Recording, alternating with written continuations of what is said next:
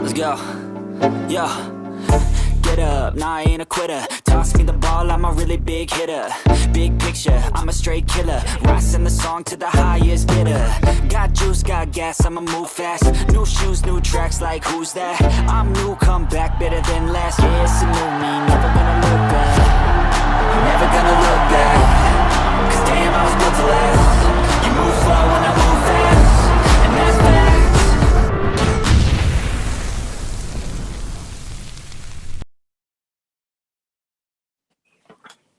Well, hello, everybody, Chicago. Welcome to Bears on Tracks, 5 for Chicago, live.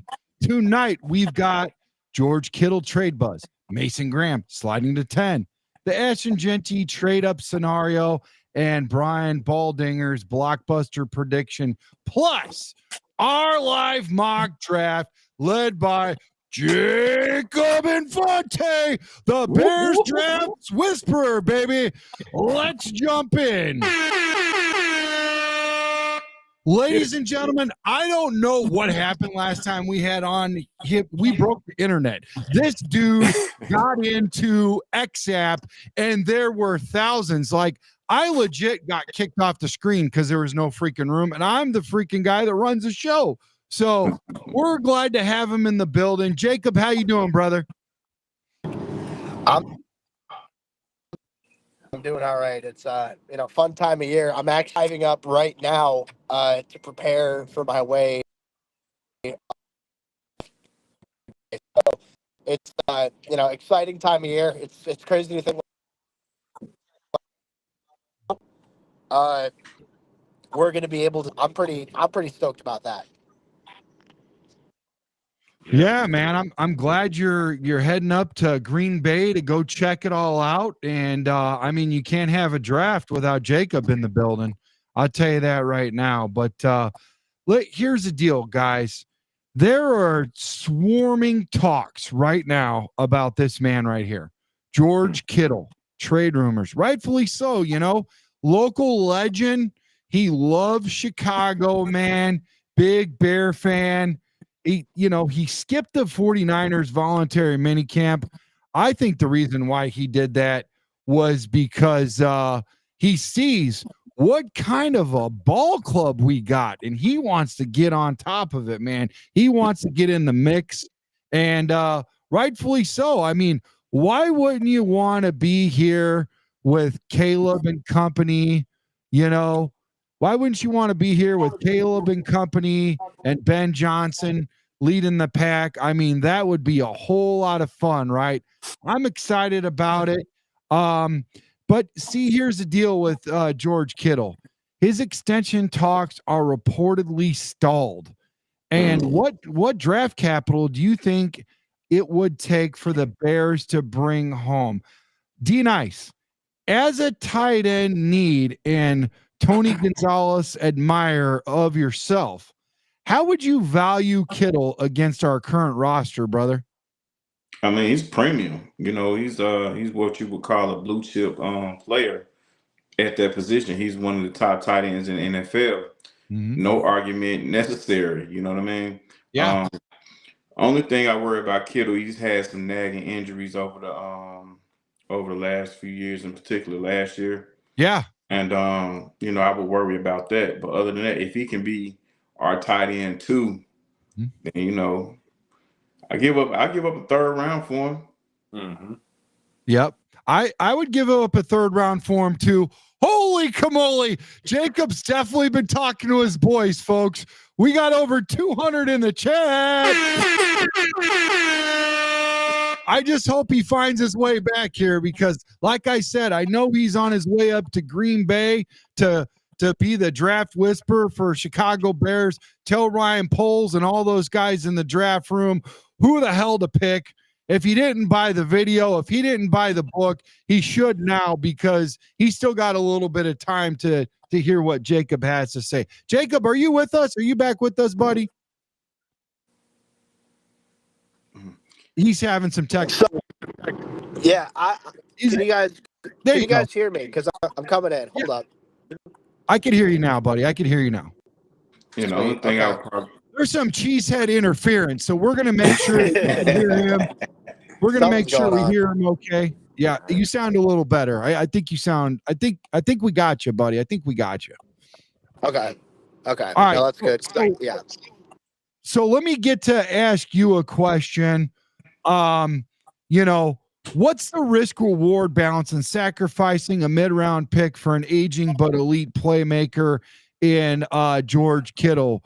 Would you say there, Jacob? Yeah, so I mean, I think whenever you're evaluating a trade for a veteran, especially one that's pretty expensive, I think you got to weigh in, is the team ready to win now? And is the team in a good enough position where they can afford to give up those draft picks? So I think Yep. I certainly think that George Kittle is a talented enough player. He'd be an upgrade in Chicago's offense. I mean, you're talking about drafting a tight end with a number 10 overall pick. I feel like, it goes to show that adding to the tight end room, not necessarily upgrading from Cole Kmet, but adding to Cole Kmet is something that's on the table. I'll be honest, I don't expect the Bears to be super aggressive in Kittle. I think that just from this perspective, like I think you guys were right. When I was having my technical difficulties, I caught, like, it sounded like a third round pick is about the consensus, which I agree with, for what I'd give up for Kittle. Yeah. More than that, I'm not 100% sure. I just think from right now, it'd be more beneficial to stock up in the trenches. I think you look at it from, you have 2 second-round picks and you have a third-round pick to work with in addition to number 10 overall. I think that's a good opportunity to, improve O-line, improve D-line some more. And then you could use one of those picks to throw in a skill position player like a running back or a tight end or even a receiver. But Jacob, I got some breaking intel. I think it might go. We might even be able to get him for a couple sliders at White Castle or something. There you go. We got a picture that's a little incriminating of George Kittle here. Yeah. I think we'll be able to find a rehab program for him and a place in Chicago where, we can make him at home, man. Bring him back to his beloved Chicago Bears that he truly loves. Come on. We'll take care of you, man. We're the city of brotherly love. We'll take care of George. Just put the bong away for a little bit and get cleaned up, pal. No, man, but I agree with you. You know what? And here's the thing, Ante Up. Just like Jacob was saying, here's how I feel about it. A couple years ago, that would have really excited me, right? Yeah. And not that Cole Kmet's on that level, but he's not that far off, and I don't think there's that drastic of a need. You might even find a George Kittle, and I'm going to go back. I'll be right back to you, D Nice, but I got to ask the whisper in the building, Jacob. Jacob, is there somebody in the draft that you see that's George Kittle-esque? And really quickly, everybody that's following Jacob in the building, please do us a favor. Check us out on Chicago Sports Podcast, guys. Chicago Sports Podcast. Hit that like button. Hit that subscribe. It's free. It doesn't cost you a thing. I appreciate you guys so much. Jacob's been a long time friend of the show, man. We love him. Jacob, is there somebody out there that you got your eye on, buddy? Yeah, I mean, when I'm looking at this tight end class, I mean, obviously the two guys that stand out far and away over the rest of the group, it's Tyler Ward from Penn State and Colston Loveland from Michigan. And I mean, either one of those guys, I feel like they're both talented for different reasons. I don't know if you're going to get someone as well-rounded as George Kittle, someone who's an elite athlete, but also an elite blocker. Yeah. But at the same time, I think that you could get elements of Kittle in other tight ends in this class. I think Tyler Warren would have the physicality at the catch point, the safe, reliable security blanket against zone coverage. I think Colston Loveland would have the athleticism. He's impressive after the catch. He can stretch the field vertically better than most tight ends. As far I wouldn't say that either of them are blockers to the caliber of Kittle coming out of Iowa, let alone now in the NFL. But those are the two guys, I think, far and away. Those are my top two tight ends in the class. I mean, if they want to go for someone who's a little bit more of a traditional inline type of guy, Mason Taylor from LSU, Jason Taylor's kid, in round 2 is someone who I don't think he has the athleticism. If you're using Kittle as a reference, I don't know if he's as fast, but he's a reliable pass catcher. He's physical as a receiver, as a blocker. So I think he's someone who could go a lot higher than people think too. Can we throw Joy in the mix? Is that a possibility? Could you think she would travel to Chicago a lot? That'd be great, man, to have her in Chicago. I'd take that. She's a very smart lady. She knows her football. No, but anyways, guys, pause. No, listen, D Nice, let me ask you this, man. What, as far as the Ben Johnson deal, if we added an all-pro like Kittle, how does that shift our offense game plan under the Ben Johnson watch? How do you see that working out, bud? Well, it just expands the playbook. Ben Johnson has the opportunity to expand his creativity. It makes the Bears that much versatile. It makes us that much lethal in the run game and the play action game as well. Yeah, I like that. That's a good take. I believe so. That's accurate. Now, we have an opportunity to control, inside the hashes. That would be like 3 tight ends. I think I've seen as much as 4. Is that about right, Jacob? Maybe even 5? One time, I think I might have even seen 5 on the Bears team at one time.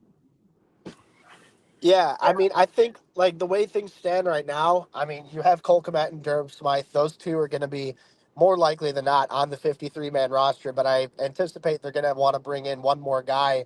Yeah. At least have 3 on the roster. I feel like 4 is a possibility, depending on the strength of the roster. I know they don't have they don't have like a true fullback on the roster right now, so maybe they'll look for someone who can be a little bit of a hybrid, like a tight end H-back sort, someone who could line up in the backfield if needed. But yeah, I mean, as it is right now, I'm expecting at least one more guy, whether it's the draft, whether it's, an undrafted free agent they pay relatively big money for, or it's a veteran they bring in late stages of free agency here.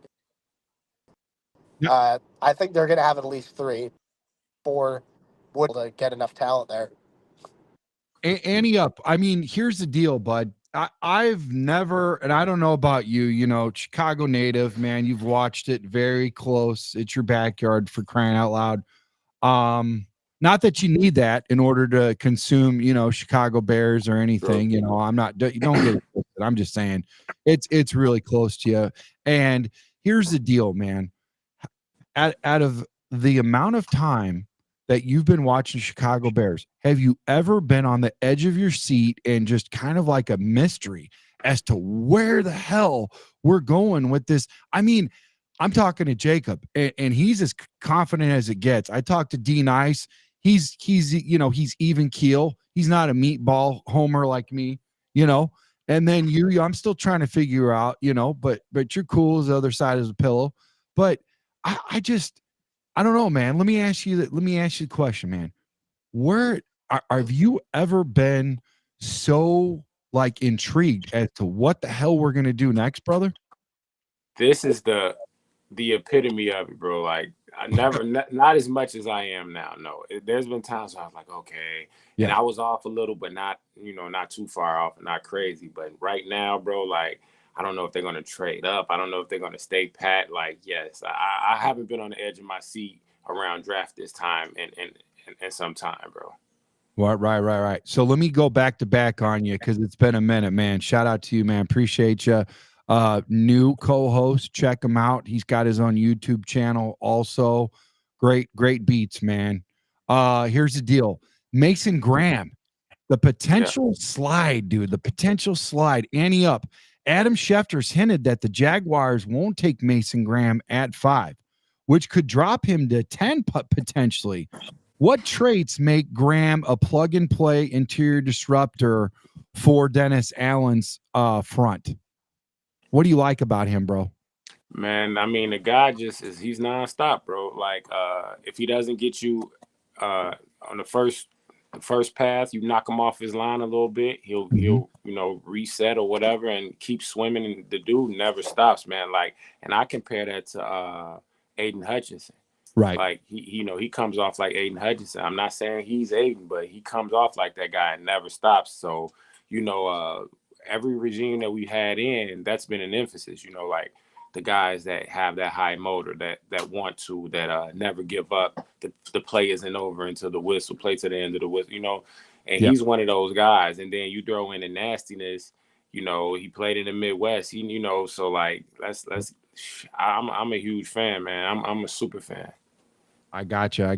Yeah, you know what? I am too. I think he's great. Jacob, I gotta ask you this, man.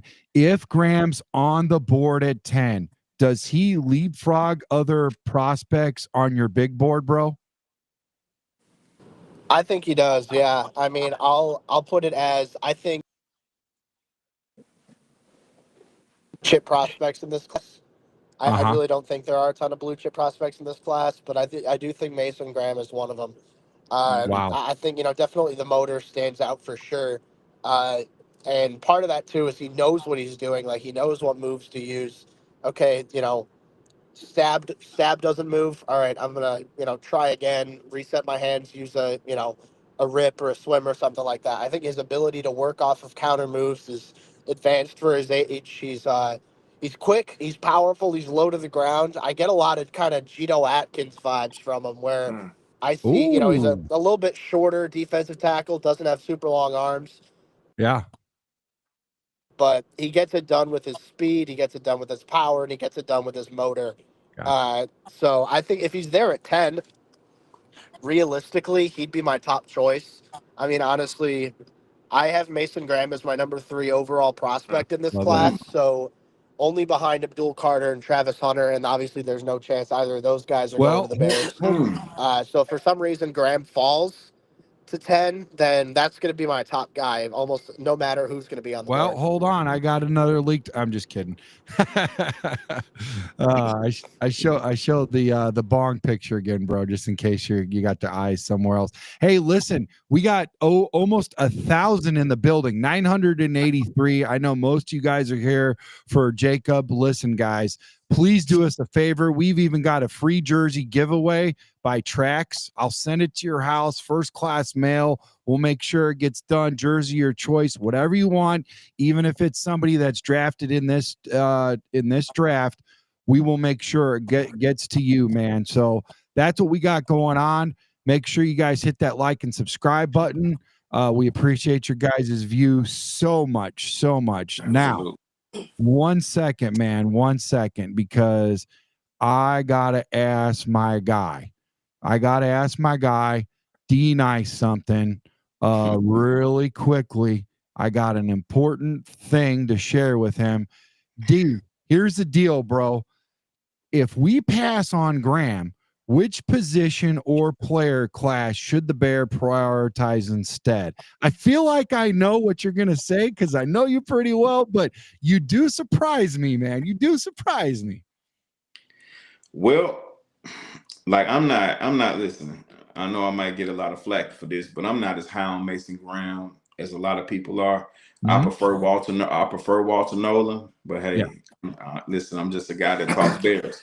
But if we don't get the chance to win the Mason Graham sweepstakes, I think we should go for the left tackle, and that's Kelvin Banks.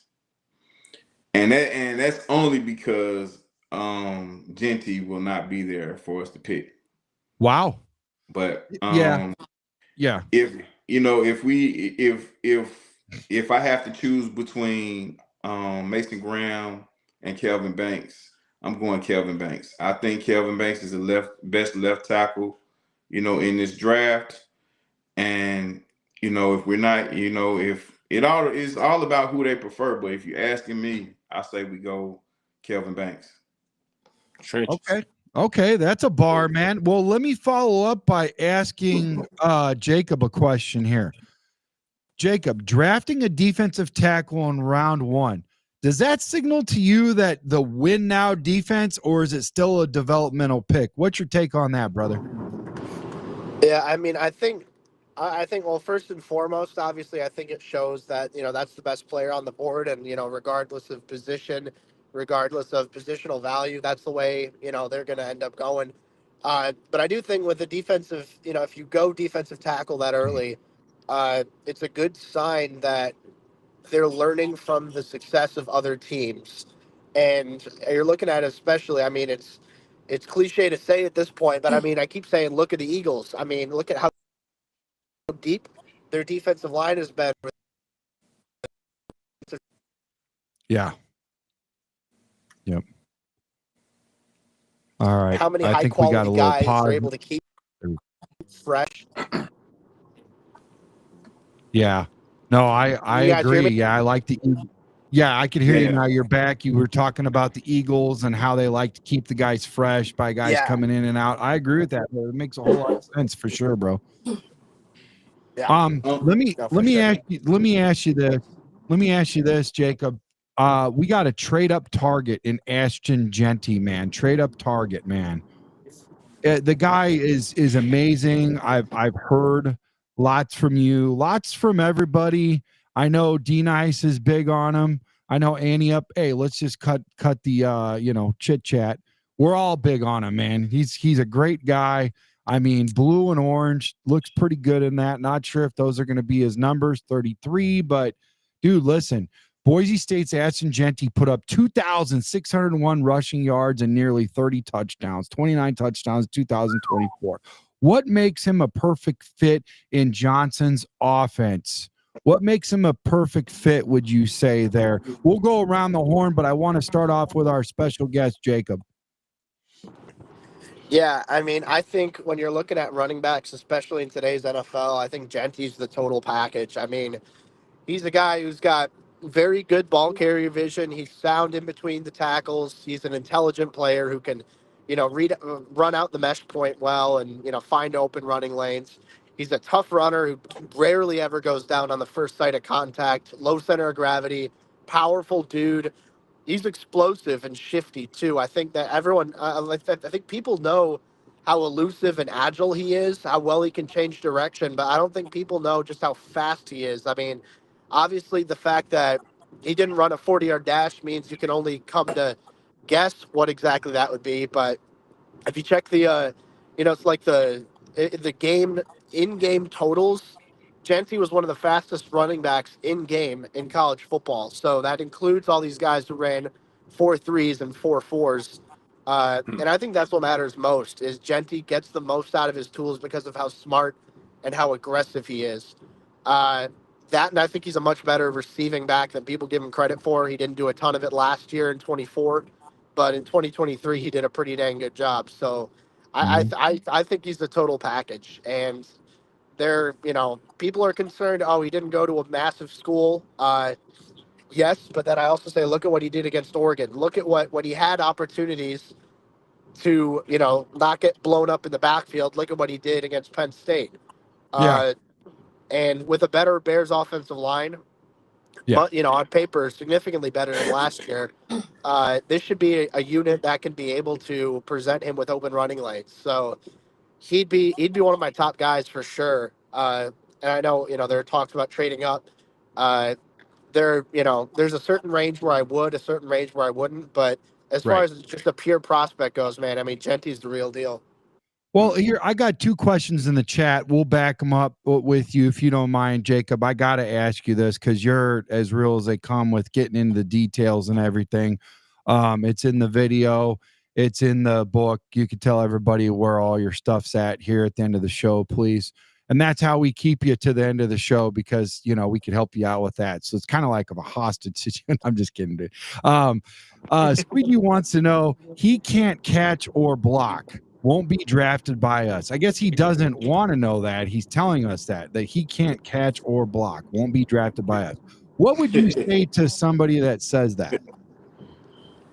Yeah, I mean, I'd say he's an average blocker at running back. I mean, I'm not going to sit here and say he's the best pass protecting back in the class. Right. By any means. I mean, he's a little bit shorter, doesn't have super long arms. He's not terrible, but he's not great either. So I got you. But all that said, I think like I said, I think he is a much better receiving back than a lot of people give him credit for. Yeah. Because, solid enough hands, but especially the creativity after the catch and the shiftiness he has to make defenders miss in the open field. Okay. I think he's got significant yards after catch ability. And look, are you going to be running him out wide super often? Probably not. Are you going to be running him in the slot a ton? Maybe not. but he can run routes functionally well out of the backfield. And I think he's someone who, no one's going to mistake him for Christian McCaffrey as a pass catcher, but he's still pretty dang good. So blocking, I understand that's a fair criticism, but I think he's a much better pass catcher as a running back than this guy's letting on. That's just me, though. That's just me. No, yeah, it's not. No, it's not. It's not just you. No, it's not. That's fair. That's fair. That's fair.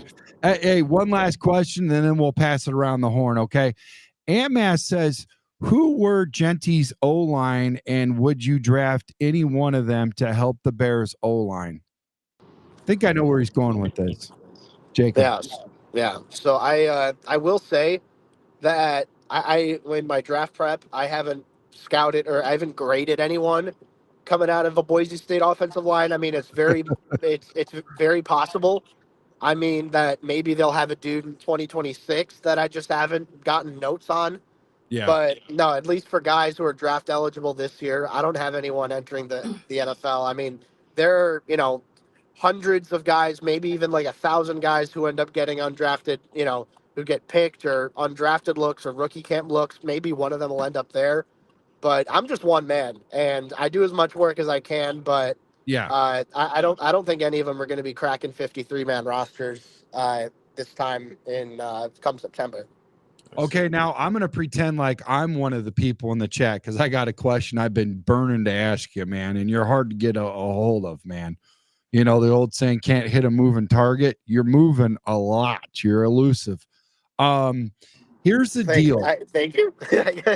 I've been hearing a lot of stuff. I've been hearing you're a mover and a shaker. I've been hearing a lot of stuff about next year's bookends, the tackles, the offensive tackles, left tackle, right tackle.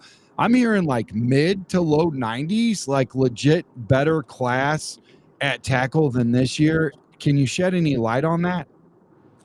Yeah, so I'll admit there are still a handful of guys that I need to watch for as far as like 2026 goes, but yeah, there are a couple dudes that are on my radar. I think in particular, two guys that are really standing out to me right now. Francis Mauigoa from Miami. He's someone, I know his brother Francisco is a linebacker who's probably going to get drafted this year. Okay. But Francis, being an offensive tackle, I think he came in right out of the gate in 2024, dominated. Another dude, Caden Proctor, I like. So he's been in some headlines because he committed to Iowa and then he decommitted, went to Alabama, did really well at Alabama, and then he transferred to Iowa. He was there for like 2-3 months and then transferred back to Alabama. So everyone's like, oh, what's this guy's deal? But I will say, like, having watched him, he's someone I'm a really big. Okay. Yeah, I like that kid out of Bama. I can't think of his name right now. D Nice might know. I don't want to put him on the spot, but I do want to ask D Nice a question, unless you guys have anything you want to add about Jeanty really quickly. D Nice, Ante Up. As far as Jeanty, man, if he's there, man, you go and get him, bro. Like we need top premium guys. I think Swift will make better on carries with a much improved offensive line. But we need blue chip guys, man, on at the skill position. And if we can get them, if they're not asking for the house, I'll go and get Jeanty. That's about it, though. Okay. Well, personally, I'm just glad that everyone's coming around now. I'm just personally glad everyone can see what I've seen since the season ended when it came down to Ashton Jeanty. But more than anything, I don't want the Bears to trade up and give away draft capital for him. Yeah. My thing with Ashton Jeanty, if he falls to 10, I think that should be the pick. I wouldn't suggest Pose and company be desperate or act desperate when it comes down to Ashton Jeanty. Yep. But if he's there at 10, you cannot turn him down. I think Pose agrees with you. I think he agrees with you, buddy. Giving you a thumbs up, giving you the thumbs up. Now, I do want to ask you guys a question about, let me go back to Ante Up, man. How critical is it to lock down a featured back when DeAndre Swift heads to free agency in the near future? Well, I mean, even if DeAndre wasn't headed for free agency, I don't want to, this isn't like kill DeAndre Swift session. But no, I get you. I mean, like, I think with Bieniemy back there, he'll be much improved, man. But let's talk about it. I heard rumblings about Ben Johnson not being a huge fan of him when he first got to Detroit. Like, people grow, people acquire more skill or whatever. Mm-hmm. But I mean, we're not talking about somebody who's like who is not. It's Swift, bro. Swift is solid, but it's Swift. Yeah. Like, I don't want to, too much hoopla. Like, come on, bro. Like, it's Swift. So, I think again, man, I would trade up for Ashton because, like, literally the draft is tomorrow, bro, and I just been looking at highlights, looking at times where he shouldn't have got any yards, looking at times where he should have got 2 yards and been down and ripped it off for 26. Like, this dude is different, man. And from the things that I hear and some of the interviews that I see, the guy is intrigued by Chicago, bro. So I'm super like, I want Jeanty now. I told you it changes day to day. Like, first I want to go trenches, then I want to do that. I want Jeanty today, bro, and I'm probably going to want him tomorrow. But yeah, man. Even if DeAndre Swift's contract wasn't up, to answer your question, bro, I still be trying to improve though. We still don't know what we have in Roshan, bro. Like, he was running, he runs super hard. He got the concussion. He came back, wasn't on the field much. All right, we he can run block. Pass block. He can pass block pretty decently. I remember that. But like, we don't, our running back position isn't as isn't as locked in as people might think. So shout out to Swift. But we need to upgrade, bro. Almost sounds like you got the best value bread in the cupboard, and it'll get the job done if you got a solid peanut butter and jelly. Yeah. But Wonder Bread will stand alone, and I'm feeling like you want that Wonder Bread, but you're trying not to disrespect the best value, because there's times where the best value is all you got, bro. Perfectly said, bro. Yeah, I mean, I'm getting hungry. I might need to just drop my headset and walk off and let you guys finish it. Sorry, you got me hungry too over here. Like, I'm on the road, damn it. I'm like, I'm thinking about turning this car around and then just getting some peanut butter and jelly somewhere at this rate. Hey, we're looking for sponsors out there. We're looking for sponsors. Oh man. So listen, guys, I agree with all that. I think it's important that we do our due diligence and look at that, especially before DeAndre Swift heads into free agency. And the only reason why I say that is because that is our true one bona fide starter. You got a lot of ifs, you got this guy, Rashawn, he could be an if. You got Wheeler, he could be an if he gets through training camp. There's a lot of possibilities out there. Maybe somebody we pick up like a Marcus Yarns or something like that, who I really like. And I've been wanting to ask Jacob about that guy, but name a current NFL prototype you'd compare Jeanty to, Jacob, and why that matters in our system. Yeah, I mean, I'd say it's a tough question because if I'm looking for a comp for Ashton Jeanty, I have to turn the clock back a little bit, honestly. I mean, I see shades of, and this is not to say he's going to have his NFL career, but I see a similar playing style to LaDainian Tomlinson. I really do. Ooh. I see a guy who's, he's low to the ground. He's shifty. He's really tough. He's got good breakaway speed. He's going to make a lot of headlines for how he makes guys miss, but I think also what's really underrated is how powerful he is. A little bit smaller, a little bit lower to the ground type of guy, but someone who's going to make big plays. Could also go with, a little bit Maurice Jones-Drew to that standpoint as well. Okay. I think MJD was a little bit faster than Jeanty, but I do think I think Jeanty is a little bit more powerful.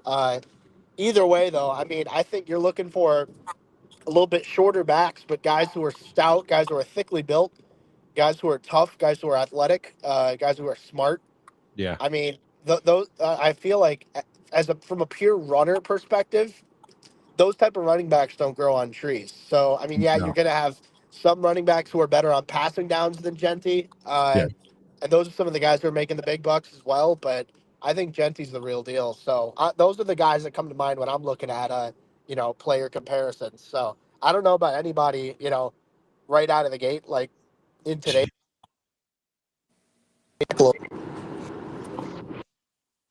Holy cow, 1,446 on XApp.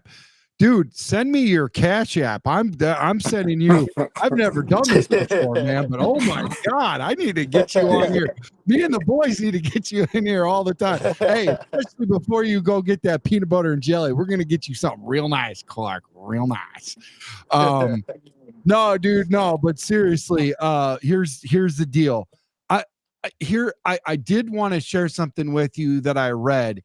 No, I saw an interview with him. That's what it was. I saw an interview with him, and he said that he tries to pattern his style to one of his favorite running backs of all time, and Marshawn Lynch. Can you see a little bit of that in him, or no? Does he still have some little ways to go? I think the tenacity is definitely there. I mean, I feel it's a different kind of body type. Like Marshawn's a bigger dude. He's taller. He's heavier. But I think you see it in the aggressiveness. You see it in how he's not afraid to run over guys. He's not afraid to lower the shoulder. How he keeps a low center of gravity and just churns through contact. So I don't know. Gotcha. As a 1-to-1 comparison, I don't know if that's perfect, but I think that particular aspect of Jeanty's game I can see translating to Lynch.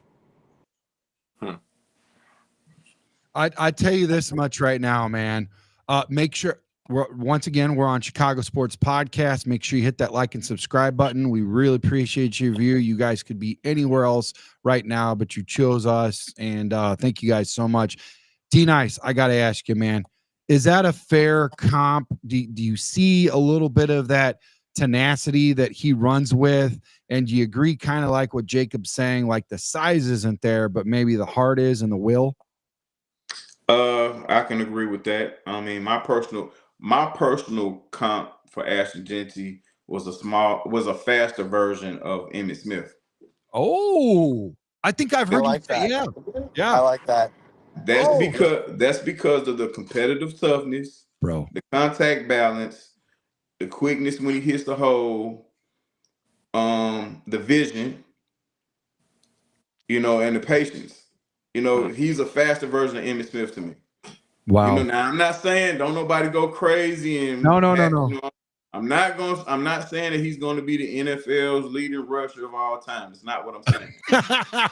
That's not what I'm saying. Finish his career in Arizona. I get here. When I see him run, yep, he reminds me a lot of Emmitt Smith.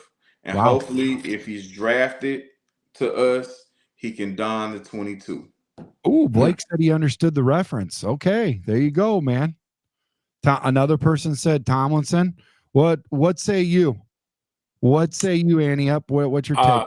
Unfortunately, I can't hit you with a refreshing take. It's a little something that I piggybacked off of, but it's Tomlinson, man.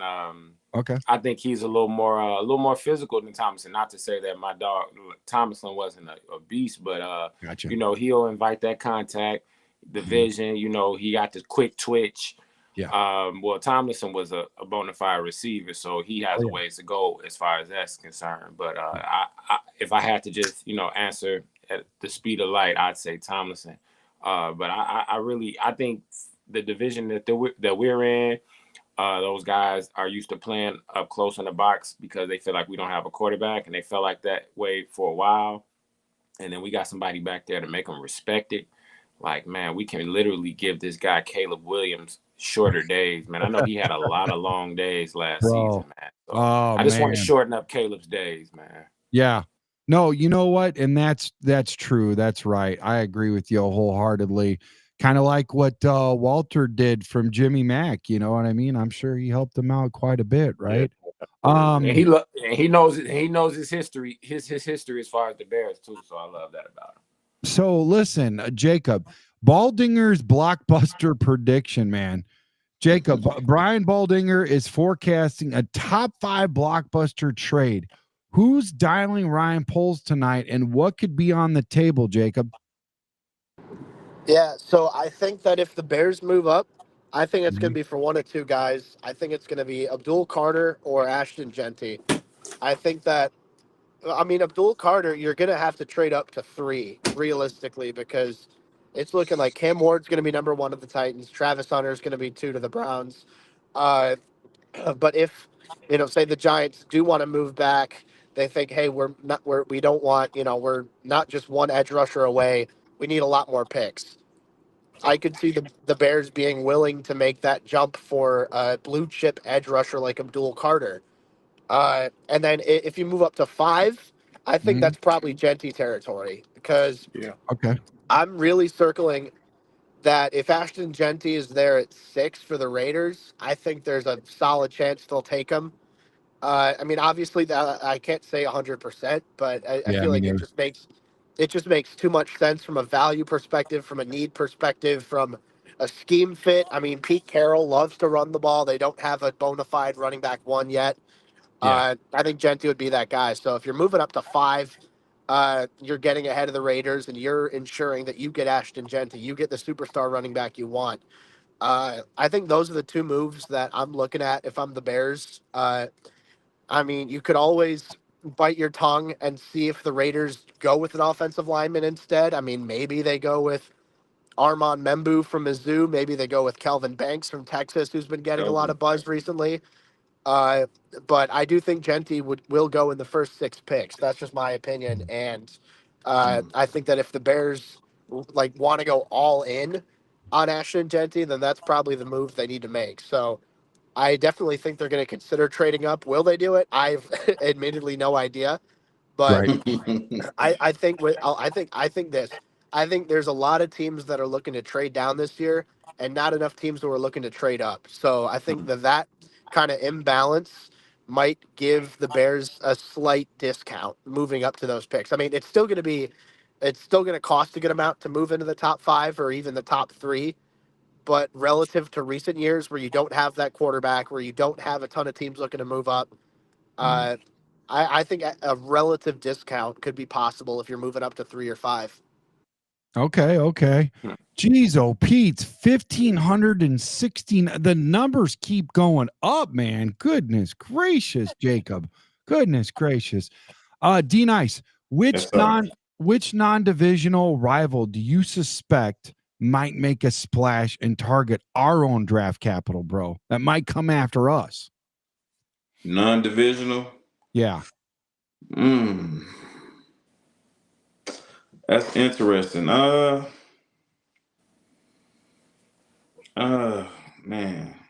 I would say probably either Denver or Houston. Okay. All right. Denver or Houston. I think Houston is very desperate for offensive linemen. They just gave away Larry Tunsil. Yeah. So left tackle, that's the position that they may be desperate for. Yeah. Denver, I believe Denver wants to get into the running back sweepstakes as well. Okay. I think if they don't get Ashton Jeanty, I think they definitely have their eye on a guy like Amarion Hampton or even Travion Henderson from Ohio State. I like what Squeegee said. I like what you said too, Darius. Don't get it twisted. But Squeegee just said Seattle, and Seattle sits at 18. Jacob, do you think like a draft pick at 18 moving up to 10 could help us get more little juice out of the squeeze there, bro? I mean, I think you could get a 2nd-round pick out of that. I don't think you can get anything more, honestly. But 10 to 18, wherever the Seahawks pick, I know they have their own 2nd-round pick, and they have the 2nd-rounder from the DK Metcalf trade. I think you could get one of those moving down to 18. Okay. I don't think you can get anything else, but that in itself is a pretty dang good haul. Yes, sir. Say maybe if the Seahawks really want to go after Ted McMillan, they want to jump ahead of the Cowboys standing there at number 12 as a potential threat. Yeah. Maybe they could want to do that. Wow. Maybe Calvin Banks is available there, and if the Bears aren't sold on him, or sold on him enough to pass on a haul to move down, the Seahawks really needs an offensive line. They really need offensive line help. So, and they have the draft capital to move up if need be. So they could move up jump ahead of the 49ers who need offensive line help. You know, the Dolphins need offensive line help. There are a couple teams in that range who could go offensive tackle in round 1. So if the Seahawks have a guy they really like, then, I mean, it could make sense. I don't know if they do it, but they have the draft capital. They have two pretty obvious needs to me. So it wouldn't be the craziest thing in the world if Seattle looks to move up, in my opinion. Wow. Dude, I tell you what, when you ask this guy a question, he pulls out all the facts, doesn't he, guys? Wow. I try. Wow. We got over 2,000 in the building, folks. Man, this is crazy. I feel like, I mean, just pinch me, guys, pinch me. All right, so here's I got to get you up at the casino, man. I got to get you. Did I tell you, Jacob, I got the contract up at the casino, bud? Oh, shit, for real? Yeah, for the Bears watch part. Don't act surprised like I shouldn't be there, bro. Oh, no. I know. It's nothing like that. No, I know. Yeah, I know you're hustling. I know you've been putting those together. That's some pretty cool stuff. So Jim's coming up there. He's going to be my forever co-host, Jim Miller. I've talked to Jacob, or not Jacob. You're Jacob. I've talked to Lester, and he said, you know, he's got so much to do, but he's going to try to shift some things around just to come help me out for a couple games. I'd like to get you up there. Name your price. We'll work it out, man. I'd love to have you up in the building. That'd be great, man. You and Jim Miller, are you kidding me? That'd be great. Pretty sweet. Yeah. Dude, I could just put my feet up and be like, cook, guys. You know, I'm going to go get a drink. You guys want anything to drink? You know, a little. So, right yeah, man, for sure. So, listen, I got to ask a question. Ante Up. If Poles gets a surprise call at 10, how quickly does he have to pivot between trade up, stay, or trade down? I mean, do you even want to be in that situation? That's a little that's a lot of pressure there, bro. It is a lot of pressure, but it goes back to what we talked about in the previous episode, bro. Good problems to have, man. Yeah. If guys are calling that phone and trying to figure some things out and it sounds good, hey, man, I'm answering that thing fast, be concise, because I got a lot to do. I'm busy tonight, bro. So be concise, get your point across, and let's do it. But, the Bears, man, seriously, man, the Bears are in a great position, and they know it. They're in a great position. And I feel like whether we trade up, trade down, whatever we do, stay pat, I feel like we're in a great position regardless, man. I truly feel like this position that we're in is unfumbleable, if that makes any sense, bro. Like, you can't fumble this, dog. We got it. So, it feels good to be in this position as a Bears fan, man. I agree. And D-Nice, to his point, at what point do you decide, hey, man, I've got enough ammo here and cash in that pick for extra mid-round talent? At what point? Well, hold on. Let me go back for a second. Okay. Don't forget that question, though. You're going to have to repeat it to me, but let me go back. How about you answer this one, then go back later? The only reason why I'm going back because, and I'm hearing what Ante Up is saying, but we have to remember who we're talking about here. True story. We're talking about the Bears, and we all been Bears fans long enough to know that they can mess this up. We've seen it. Yeah, we've seen it. So, like, I don't want nobody to get on this thing. And I agree with you saying that we are in a perfect spot. We're in a great spot. We are in an excellent position. But we jinxed this whole thing saying what they can't do. Yeah, no, you're right. Somebody in that organization that's saying, hold my beer. You know what I'm saying? So, nah. But all right, Trax, give me that question again. But hold on. I got another question. I got something that you just opened up something else. So look, you got this guy in the building. You got this guy in the building. You got this guy in the building. You got this guy in the building. You got this guy in the building. And they're all fighting for this prestigious award here. I'm trying to tell you, dude. Here and I got an updated one of Ben Johnson today, which was pretty slick to finally see him in some non-artificial freaking blue and orange, because all the others has been fake, So like legit, dude, that many people and we could still get it wrong. Are you saying that? Are you saying that? I'm not saying that they will. Yeah. But to just sit up there and say they can't, I got you. I ain't doing that. Okay. I got you. Okay. All right. Because I don't want them to get it wrong. You know what I'm saying? Yeah. I get you. So D-Nice, at what point do you decide, okay, I've got enough ammo, I've got enough draft picks and cash in that pick for extra mid-round talent? What point do you say that, man? Well, what point you say? You have to be confident enough in what you've done to just be able to, because either way you look at it as a risk. There's a risk that you're going to take. Yeah. So you have to be confident in what you have done. Yep. And you have to, be ready to roll with it. Be ready to roll with it, have it fall. Yeah. Because at the end, like, listen, we seen it before when, he chose Rome over some other people that Bears fans thought he should have took. We heard him say, and they're going to give him hell for the rest of his career about him choosing a punter in the 4th round, which is something I was okay with. It didn't really affect me either way because I didn't think it was going to affect the Bears season, rather whoever he picked in that 4th round. But he just has to be, he's just going to have to tighten up and accept whatever comes with, with the decision he makes and hope that it work out. Yeah. I agree. For sure. I will ask, hold on. I think we got Jacob back in the building. There you go. There we go. Yep. He rolled through a drive-through and got himself a sandwich. I got to send that Venmo out. Jacob, I got a question for you, buddy. Stockpile versus swing big. Stockpile versus swing big, Jacob. The Bears have 7 selections, 3 inside the top 41.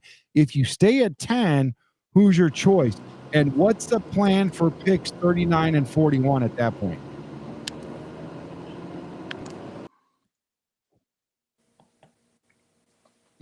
I don't think you like that question. I don't think you like that. I think I gave him too much. He's like, bro, or maybe he's going to swing big. Hold on. He usually does. There we go. I was kind of on the edge of my seat waiting on the answer. All right, Jake, did you get that question, Jacob? I did, yeah. So it's a matter of like stockpiling or moving up and stuff like that. Yeah, so basically, stockpiling. Okay, stockpiling versus swinging big. The Bears have 7 selections in 3 inside the top 41, right, Jacob? And then if you stay at 10, who's your choice and what's the plan for picks 39 and 41? Hello?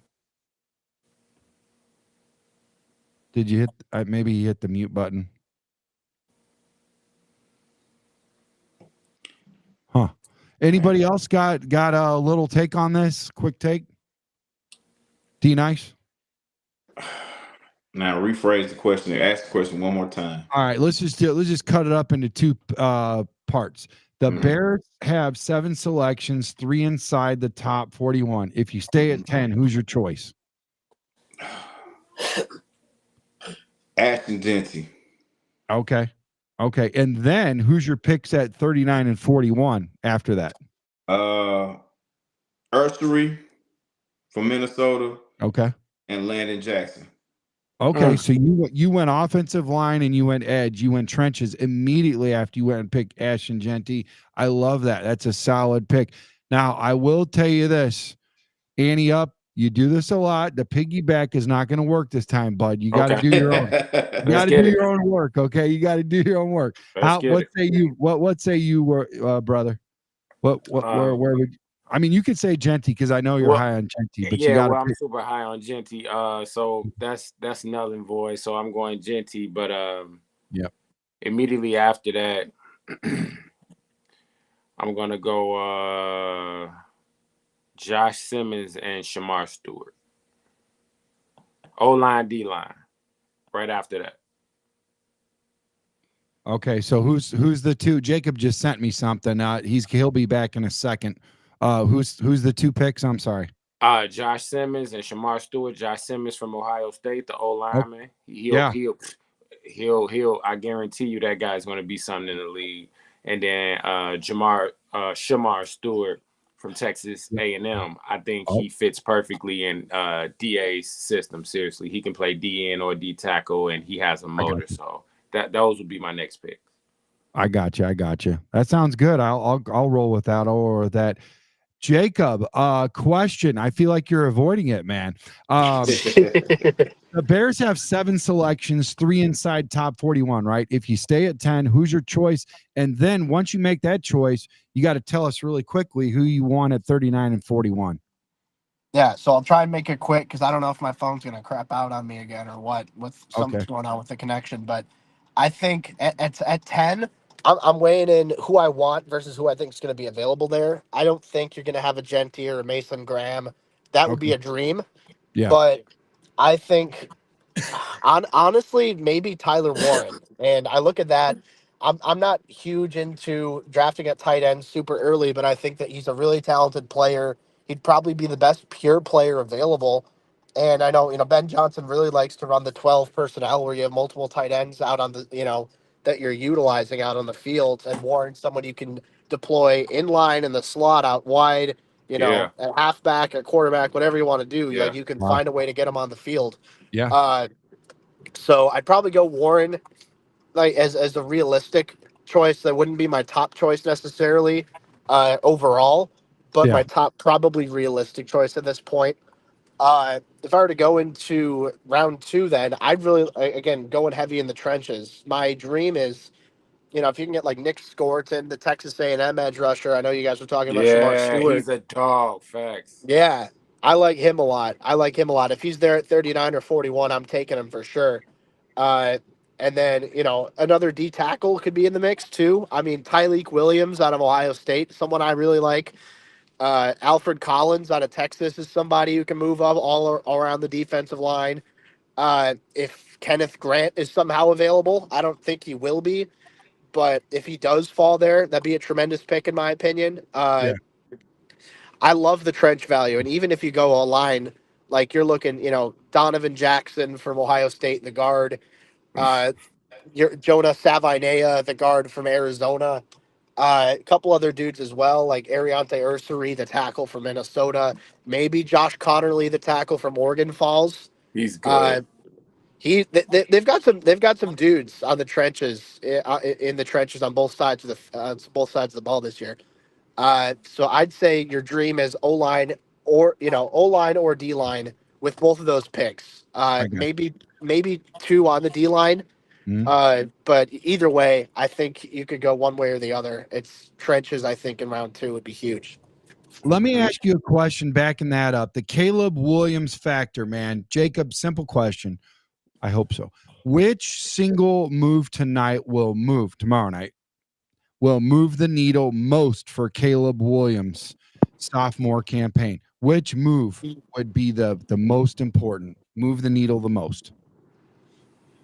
Honestly, I mean, it sounds like the easy answer, but I'll say Jeanty. I think that there are a lot of running backs, admittedly, I do think are kind of interchangeable, where you could take a guy in the 3rd round to be the same as taking a guy in the 7th round. Yeah. Whatever the case might be. But I think there are some running backs who are truly worth that premier draft positioning. I think Jeanty's one of those guys. You have a guy who can, make big plays consistently, like he can, who can run over defenders, who can run around defenders, who can provide some leeway or a little bit more leeway to the point where they have to respect the run, and that can open up more opportunities in the passing game. I think it'd be Jeanty. So there are a lot of different moves too. There's some tackles I like in that range. You could argue having a good tight end like Tyler Warren or Colston Loveland would be nice, for sure. But I think Jeanty'd be the one that really stands out to me. I like what Scrolls just says. That's a bar too, by the way. I appreciate that, man. And Scrolls is backing you up right here. Scrolls says in the chat, YouTube Nation, he says, this is your only opportunity to pair this generational QB with a generational running back. Don't be foolish. let it pass you by focusing on a backup trench player. That sounds pretty good. I like that. Where's the lie? Right. Where's the cap? Where's the cap, Track? Right. I like that. That's a bar, dude. I'm calling that a bar right now. So, D Nice, is weaponry like a wide receiver, tight end more urgent, or should we invest in pass protection first once we move on to that level? I think we're good because I think it's a situation when it comes down to the weaponry. I think as far as wide receivers and tight end, I'm of the adage that less is more. Yeah. Especially for a young guy, I think it's important that we focus on, moving around in those trenches. That means running the ball. So yeah, I think adding, trench help, that's going to help us move the football by just Caleb just handing it off and the running back doing what he has to do to get these necessary yards. I think it'll honestly cut down the sacks, and it'll also control the line of scrimmage. Right. That's one thing we had a problem with last year, is controlling the line of scrimmage, because we would go out there and pass for 3 straight downs, and next thing you know, we're punting. I agree, man. Now, Ante Up, I got a question talking about that defensive side for you. From a defensive perspective, Ante Up, do we armor the front or do we chase splash plays? I feel like we need to armor it up, bro. Like, if we want to go back to what we spoke about the Eagles, I mean, they got some big dogs up there. You take one guy out and the other guy isn't, the backup isn't missing a beat. Like, I want to be that on both sides of the trenches. I want that for us so badly. Like, not top heavy at all, but guys who learn from Super Bowl winners and Thuney, and get knowledge from guys who've been around, who've been through the trenches like Dalman. So I want to spread it out a bit, and let's get some depth over here, because we're one of the only teams in the league that never have that depth, bro. Even when we have dope top end players behind them, it's a huge drop off significantly. So I want to finally be able to say the Bears got those guys. Like, okay, he has to be out 3 games. We know this guy's going to hold it down. We don't have that at a bunch of positions, and we haven't in a while, bro. And I will say, I will back you up on this, and I agree, because I felt like we had splash players last year. We just didn't have no armor. We didn't have no front, no armored front. If we had the front on both sides, well, our team would have looked a lot different. I'm telling you, our team would have looked. When you got Andrew Billings out there, and I love Andrew, he's a dog. But when you got him out there like your second best interior lineman, bro, you need to go and restock and get it together, bro. There's no other GM that's saying I need Billings on day one. No way. Yeah. I mean, he was our best, but that doesn't make him the best. I agree with you.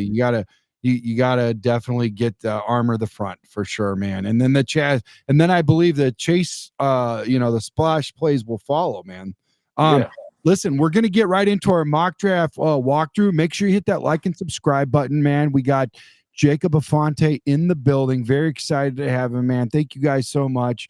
Make sure you subscribe to Chicago Sports Podcast, 5 for Chicago. Right now, we are going to talk about something that's a little heavy on my heart, and I kind of waited almost at the halfway point a little bit later, and it's about Steve Mongo McMichael, guys. As you guys know, he's a friend of the of the show. He took me to Canton. He invited me to Canton.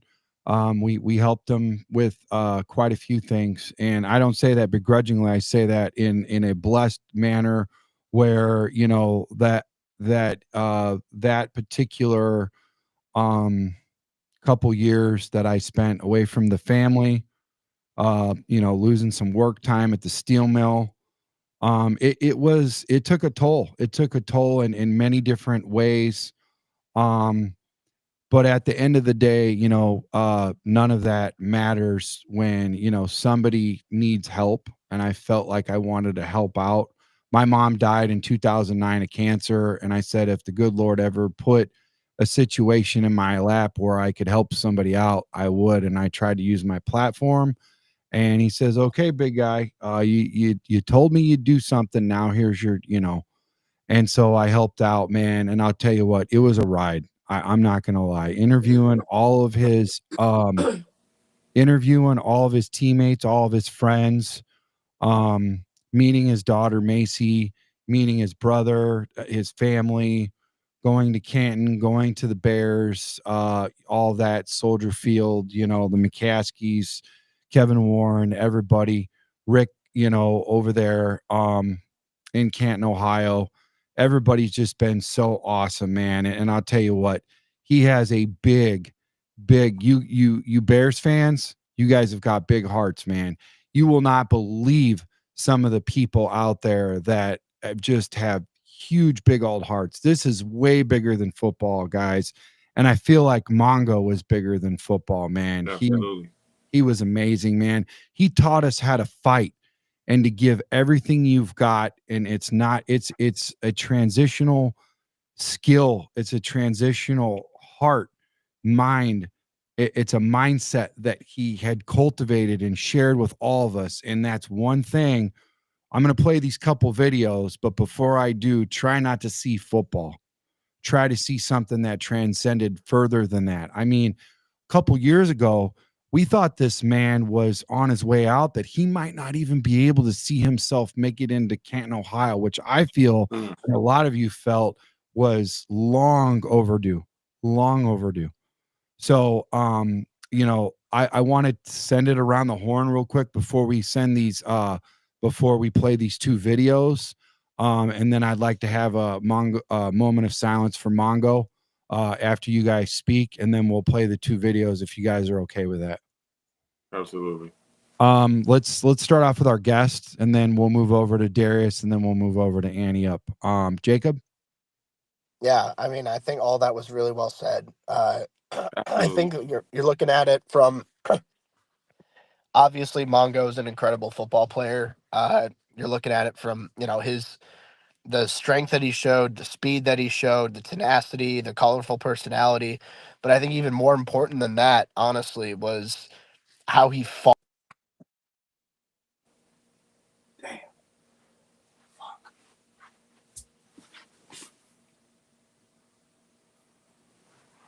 It's okay. We'll get back to him. He'll be back. He knows what to do. D Nice, let's pass the mic over to you. What's you have some words that you'd like to share with us, brother? Yeah, rest in peace to Steve Mongo McMichael, and condolences to his family and prayers. I was a little kid on the majority of Mongo's career, but he was just such an infectious guy, tenacious on the football field, but a true leader and an infectious guy off of it as well. It's you never want to see anyone go, and what he was dealing with, but just it's very tumultuous. And again, rest in peace to him, and condolences to his family. It's always bad when you see when you have to hear one of our guys depart from this earth. Yeah. All right, let's circle back to Jacob. Very, very well said, D Nice, as always, man. Prayers, man. Yeah. I mean, and sorry, my connection keeps crapping out on me, but I was I'd say what Mongo was able to do in his final few years was nothing short of incredible. I mean, ALS is a horrific condition, disease, and it's something where obviously there is no cure, and you have to live with it, and it's debilitating, it's tough, but Mongo persevered, he kept fighting, and I think that he showed that his strength didn't just come on the football field, and it was really touching to see him stick it through to be able to see himself inducted into the Hall of Fame, which I agree with you guys was long overdue. Yeah. So to be able to see him and know that he got to receive the recognition as one of the greatest to ever play the game makes me feel a little bit better. So it's obviously, a sad day, whenever you lose someone. I think that there's a lot of joy in this as well, in celebrating his life, celebrating the impact that he made, not just on the field, but the inspiration that he was off of it. And I mean, my heart goes out to his family, his friends. It's, I think that, Mongo's definitely someone to look up to, and he's someone to be very proud of. Proud to be a Chicago Bear. Proud to have him as, a legend of the franchise, not only on the field, but off the field as well. So, absolutely. Yeah. Well said. Well worth the wait. Ante Up. I just want to, give my sincerest condolences to his family, of course. We lost one of our Titans, uh, Mongo, his restaurant right down the street from where I live right now, and my family was able to get in there and have a little banquet while he was there. I wasn't present at the time, but later on, me and my coworkers started going up there to shoot pool after work on Fridays and stuff, man. And he being there just chilling in the cut with his aviators on, man, making sure we were good. And I mean, the food and drinks never came out to what it truly should have been. And I mean, like I said, man, that sucks, bro. But one thing that is for sure is he's a warrior, and he stood on it like a warrior and fought to the end like a warrior. And he's a Hall of Famer, not just a Hall of Famer for the NFL. He's a Chicago Hall of Famer, bro. So rest up, Mongo. And this season is going to be dedicated to Mongo. And I'm saying that. And I'm not even a Bears player, but I'm putting it. This season is dedicated to Mongo, man. Oh yeah, you got him in Virginia in heaven with Walter, man. Virginia as well. I'll tell you what, man. I'll tell you what. Now listen, this Bears tribute video, I'm gonna put a disclaimer on it because I was in a hurry. The Chicago Bears just came out with it. So I basically screen recorded it and threw it up, as a tribute because I thought it was so well put together. And I want to give the Chicago Bears credit, their media team putting this together. This is not my work. They own the rights, but I think it's only fitting that we watch this. And then after that, I have a little video that I put together, just, some slideshow of some moments that brought us all together under Mongo's watch. So let's watch the Chicago Bears tribute to him first, guys. But before that, like I said, let's have a moment of silence for Steve Mongo McMichael, please.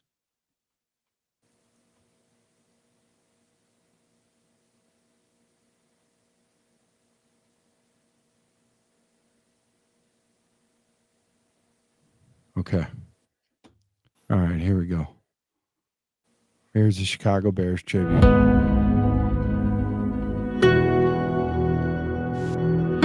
What you do in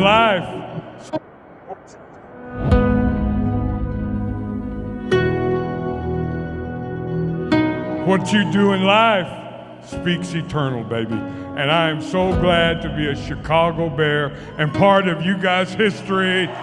It's an honor and a privilege.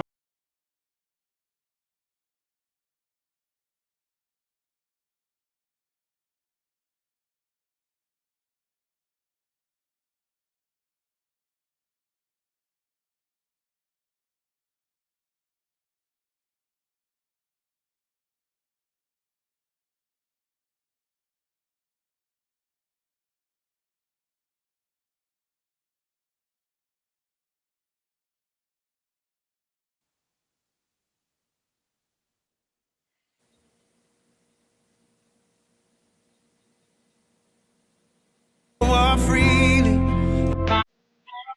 It's time for my hands go up freely.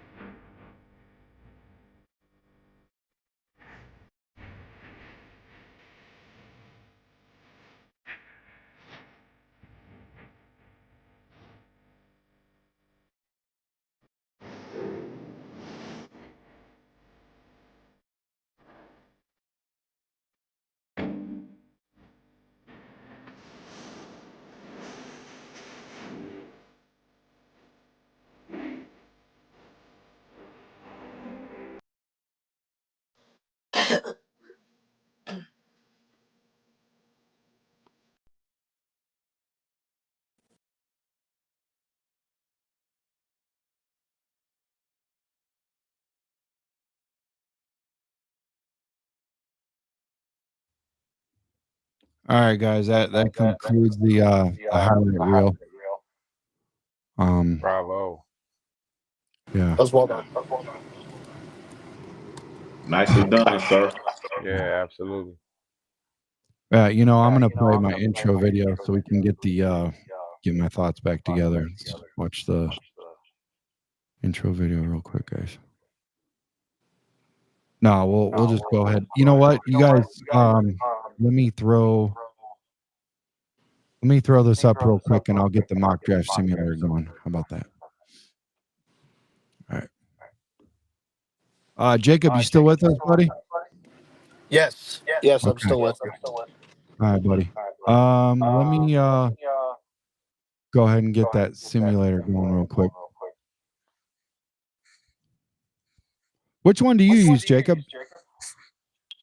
I use all. I honestly use all of them in like to various amounts. Like selfishly, I really like the Pro Football Network one. I know that's cheap plug whatever for the website.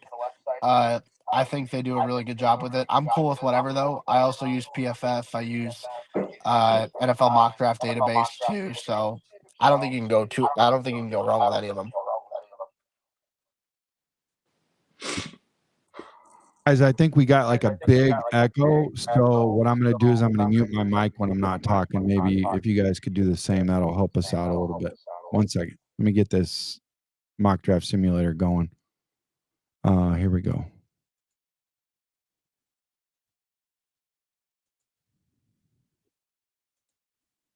I wish this one actually had a grade. Which one do you know that's free has a grade there, Jacob? That has a grade. NFL mock draft database would give you a grade. Okay. All right. Let me do that then, brother. Thank you.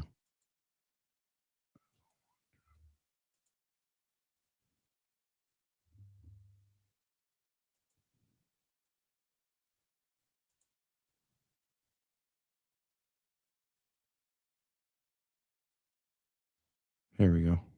This is the first time I've used this, so please. 25. What? Dude, you could draft next year too? Wow, this is crazy. Yeah. Select your preferred draft order, pre or post draft. What the heck does that mean? I think you just keep. I think just pre-draft is what you keep it at. That's just what it is now. But you can do like retroactive mocks. Gotcha. With other ones. So do you go on fast or normal? I go on fast usually. It's not like insanely fast. You can still see the picks coming in, but it doesn't. It doesn't drag on super long, so you don't have to wait super long in between your picks. Oh, thank God. Thank God. So finally, name your mock or do you want standard or free for all? I guess free for all, you just draft whatever the hell you want, and then we don't want that. We don't want it'd be crazy. We get all the picks. Yeah, okay. I think I'm probably overthinking this. Here we go. All right.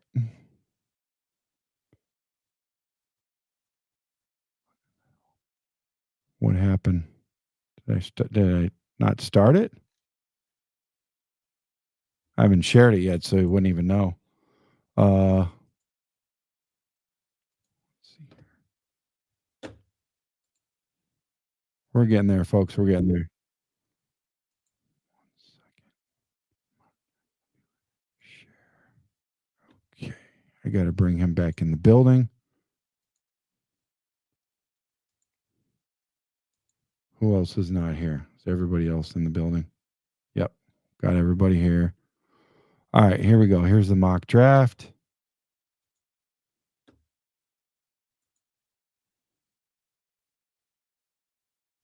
How come it's not starting?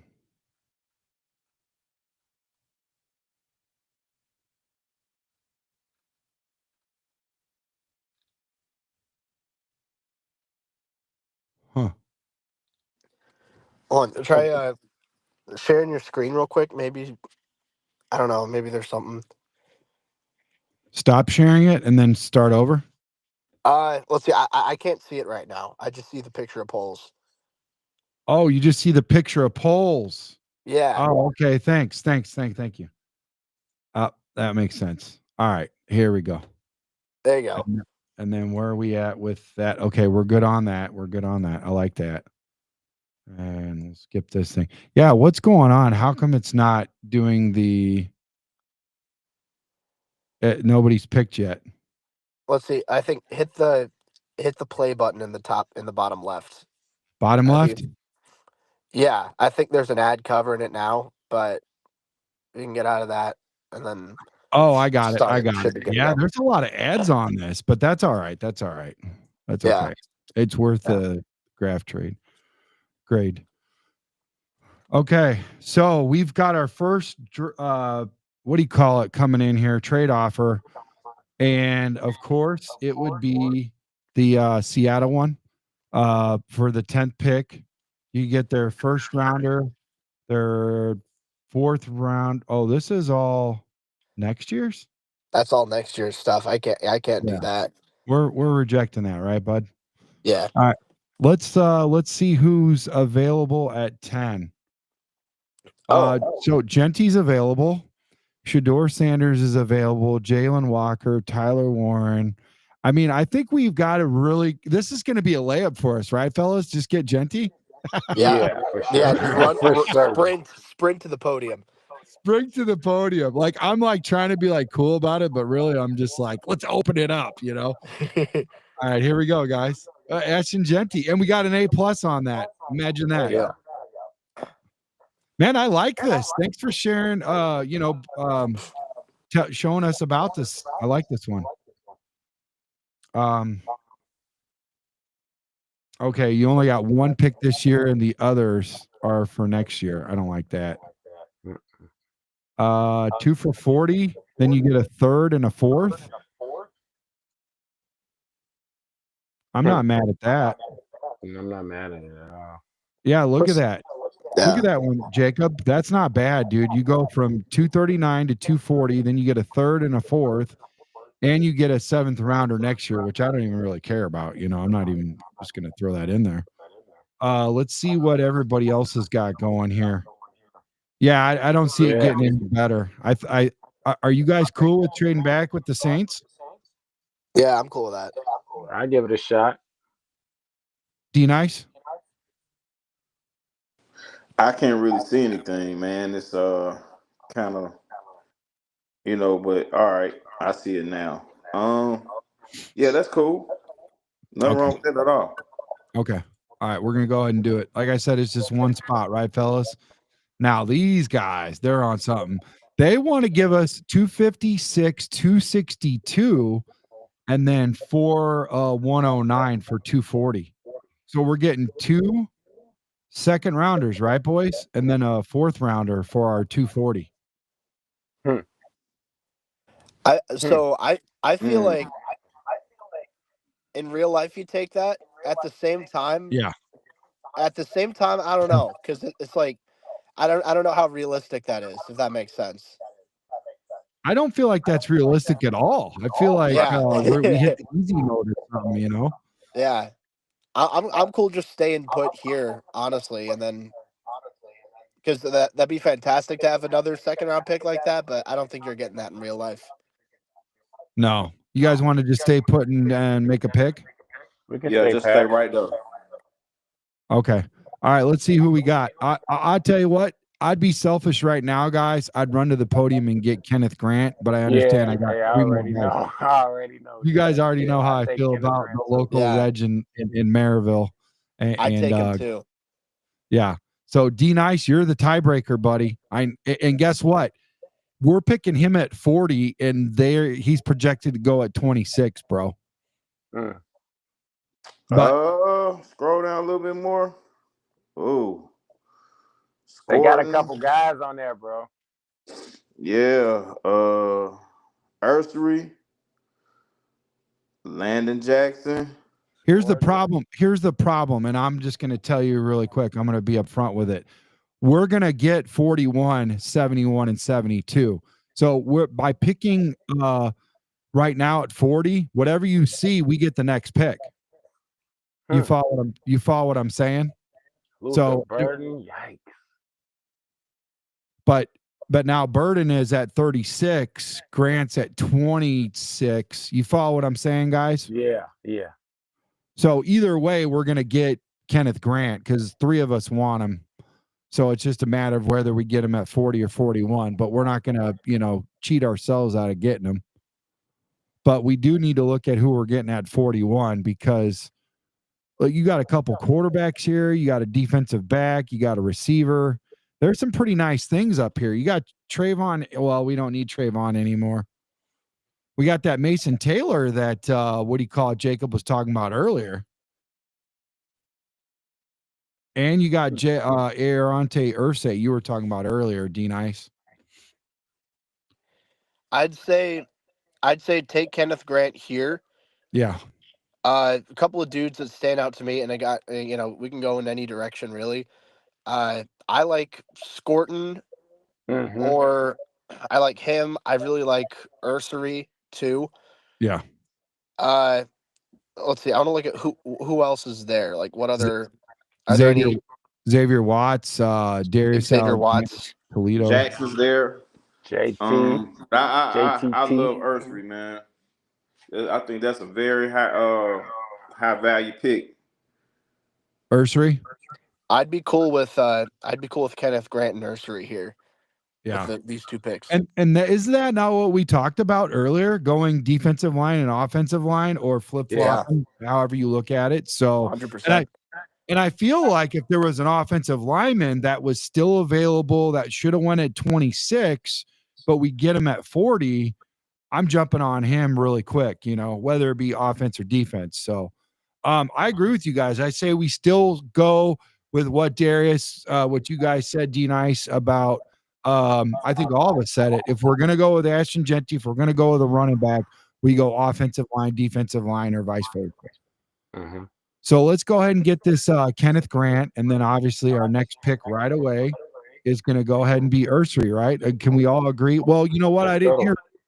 Okay, he just said it. Yeah, you were the tiebreaker. So we're going to go ahead and get Ursery. Now, keep in mind, though, we're passing up this Harrison, defensive back, Luther Burden, but we all agreed that we would go towards the weapons later and solidify the front first. So, yeah. So the only person that we would be missing is Nick Scorton. That's the only guy we're really passing up on when we go get Ursery, just so you guys know. And then Landon Jackson's right after. So, all right, we're going to get Ursery right now. Here we go, guys. All right, he's on the board. So far, our picks have been A+, A, and A. Man, we're pretty intelligent, fellas. Pretty intelligent. We're killing it. Yeah, a lot of 26s. Here's where it gets a little interesting, and I see what you're talking about, Jacob. This is a more realistic approach for a trade, 5, 6, 7, and then second next year, stuff like that. Yeah. And then the 26s, we're out to lunch on that. So we're just gonna go look for some picks, guys. Right now, the guy that jumps out in front of me is Xavier Watts right off the board. But I want to ask you in this situation, Jacob, I know how my other 2 counterparts feel. Where are you at with the safety department? Do you need to go this high and solidify and go out and get a safety, or can you play it cool and get a guy later on?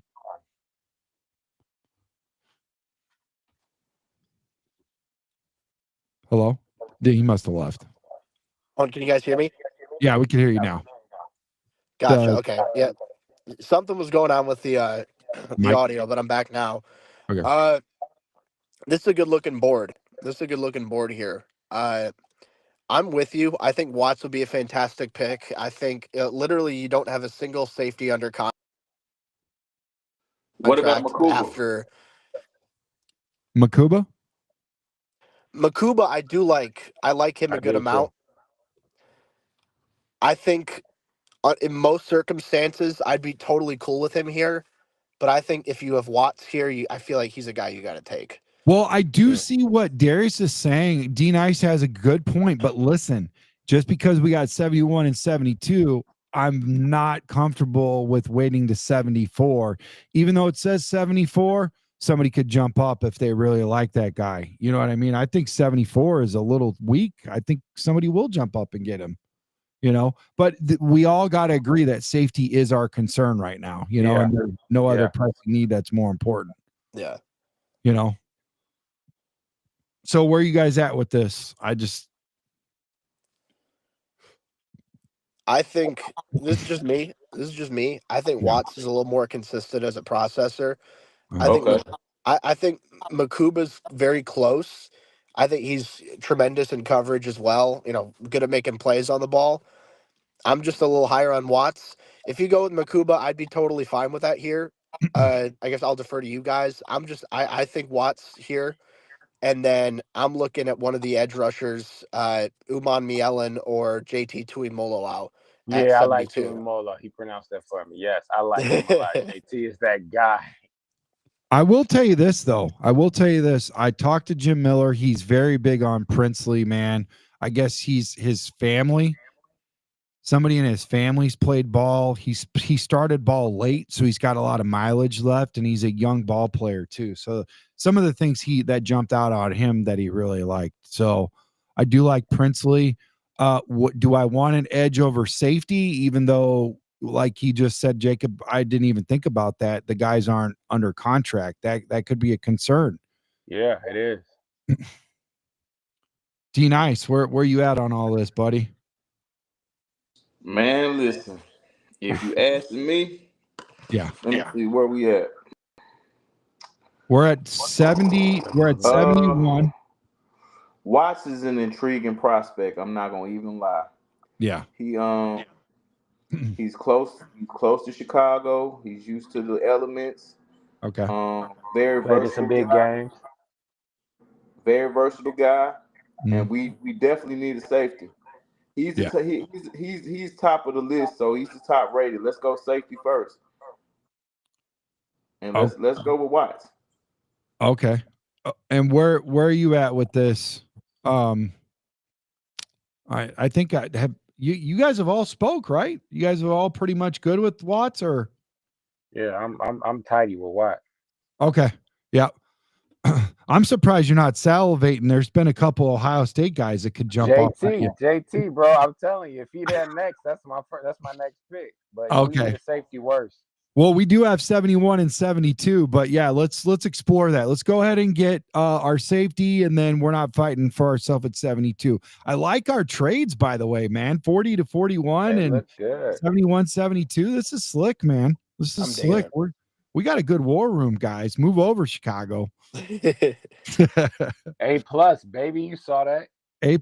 I did. Everything's 2026. Listen, I'm not trading with the Lions. Nope. All right. So where are we at right now, guys? What are you guys thinking our next pick? So far, we got a running back, a defensive lineman, an offensive tackle, and a safety. It sounds like you guys are interested in edge. Am I right? JT, baby. Yes, sir. Edge or interior O-line. Okay. Yeah. I like Ratledge there. I haven't heard a whole lot about him from Jacob. But I am agreeing with you guys on tier offensive line could be, and then edge. I'm looking at edge or interior offensive line. Yeah, I mean, I'm saying I'd rank my top 3 choices here. Yeah. I'd put JT number 1, Princely number 2, then Ratledge number 3. I don't think you can go wrong with any of those guys. In that order. Okay. In that order. I mean, I'm leaning JT here too, just because you need another guy to factor into the rotation. But I think Ratledge is going to be a really good guard. I don't know if he'll ever be elite, but I think he'll be a good starter. And those guys get a lot of money in free agency. So he looked strong too, man. He just looks strong. The way he plays, I've never seen him like weak or out of a position to look weak. You know how like sometimes where you'll like fail in moments where people will beat you and then you like stumble and you look kind of silly. Like I've never seen him do that. I've watched maybe 3, 4 Georgia games, and Jim Miller, when you go up to the casino, you'll see with us, Jacob, you'll be like, Trax, get your eyes off the freaking offensive line, man. There's a whole rest of the field. There's a whole rest of the field, Trax. but how do you guys feel about tight end in this spot? That's a good question. Is Fanning Jr. available? That's a good question. That's a good. Yep. Let's check it out. We got Elijah. We got Fannin is available at 83. Now, he will not be there if we wait to 131. He will not be there.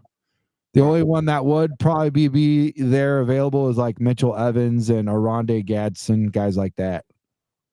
I'm a little worried about Thomas Fedone because he's got that, I think, multiple ACLs or something crazy going on. He's athletic as all get out, but the injury history and just he didn't produce as much as they wanted at Nebraska. But I wouldn't hate Arroyo or Fannin here, honestly. Like I'll say that's not my top choice, but it definitely up there. I think you want another tight end to throw into the mix. Yeah, either one of those dudes would be good. Can I ask you guys a question? Do you feel like tight end is a more important need than edge right now? Are you guys good with edge? I'm good with edge. I'm good with edge. I had a thought, so I just no. I'm saying okay. Let me repeat my question. I don't think I asked it the right way. I'm sorry, guys. I felt like I led the witness the wrong way that time. Do you guys feel like where we're at with edge right now is good enough to skip out on that where we're at and go get a tight end or somebody else? I mean, are you good with our edge department with the Bears right now to just skip on it and then maybe get a guy that's kind of iffy later on in the draft? Or should That's what I don't want, Trax. Like, we've tried that experimental stuff, bro. I want somebody who has the tape to prove it, bro. Like, that's just me. And I think Dennis Allen, he doesn't have to have that one dominant guy, but, he wants like a plethora of guys that he can just run through. So I'm JT all the way here. Also, we need something cooking at that tight end position as well because I agree. So okay, but I'm edge right here though. If you think about Dennis Allen and the history of him being a defense coordinator, he especially in New Orleans, he never had the bookend guys. He's always had one dominant edge and also a 3 technique that can bring pressure and get sacks for himself down the middle. I think his focus is primarily, getting pressure in the middle. But I mean, it's up to you guys. Those are the 2 suggestions that they have, though. Or there's 3, okay? Actually, there's 4, 5. Okay, so here's the suggestions. I'm reading them now. JT, number 1. Princely, 2. Elijah, the tight end, 3. Good luck asking me to pronounce that name. Aladejo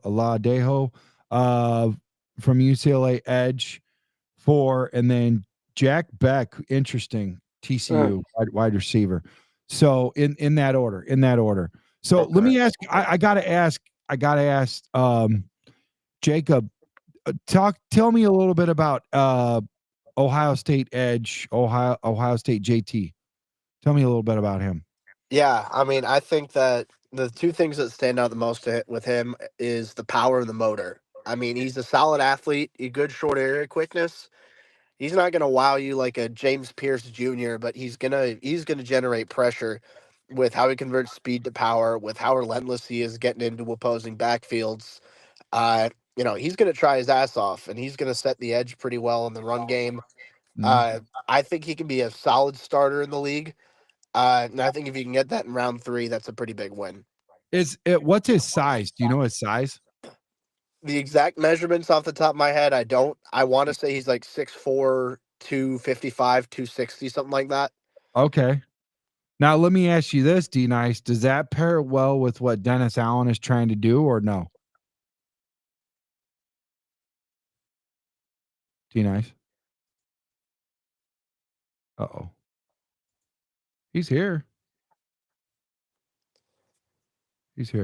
Well, let me ask you. Hello? Oh, yeah, you're there. I hear you now. It lost me for a minute. You're good. So JT, my question about JT, D-Nice, is he somebody that Dennis Allen would like with that size that he was just talking about, 6'3", 6'4", 250-ish? Is that a good size for an edge for Dennis Allen? That sounds like to me he's a 3-4 guy. That doesn't sound like a guy that fits the mold of a Dennis Allen defense, but you know, I've seen stranger things. But what about Princely? Is he more the size, or is he about the same, guys? Princely's a little smaller. Yeah. Smaller? Oh. Okay, well, we're going in the wrong direction then if we're going smaller. That's what it sounds like, right? That's why that's why I said Landon Jackson for the early round, because his size kind of fits what Dennis Allen likes. Well, let's see over here. We've got Oladejo, and then Jordan Birch, and then Josiah Stewart. Is there anybody there that we just spoke about that might be a better fit? I think Birch, out of all those guys, would fit the size very well. He's like a 6'5", 2, like he played around like 280, so he's a big dude. Wow. Really athletic for his size. A little bit more raw, I think, than a JT. If we want to go for the, like the length and the size and the power and stuff like that, I'm cool going Birch here. I think it'd be good value. I have JT as the better player, but if you want to go for like coaching and scheme fit, I think Birch would be an interesting choice here. I'm not, you know what? There was a measurables that, what do you call it? The Hall of Famer from the Colts. Help me out, guys. I'm drawing a blank. Bill Polian. Yeah, he was on Moving the Chains. Did you hear that one the other day, Jacob? It was either yesterday or the day before. I don't think I did. He was on there and he was talking about measurables and all this stuff, like hand size and your vertical and your 40 and all that kind of stuff, and just your size and fit for position and all that kind of in your scheme and all that. That's all taken in consideration. It's very, very important. And I'm glad that D-Nice brought that up, because when I look at somebody, the numbers jump out me right away. Where are you ranked? That catches my eye right away. And sometimes that doesn't necessarily matter, So I like that we're taking a step back and looking at this, because I feel like edge is something that we really need to nail here, guys. We need to get it right. I agree. So if it takes a little bit longer, I'm okay. But I trust your guys' judgment for sure. So what do you think with all that, D-Nice? Where are you looking?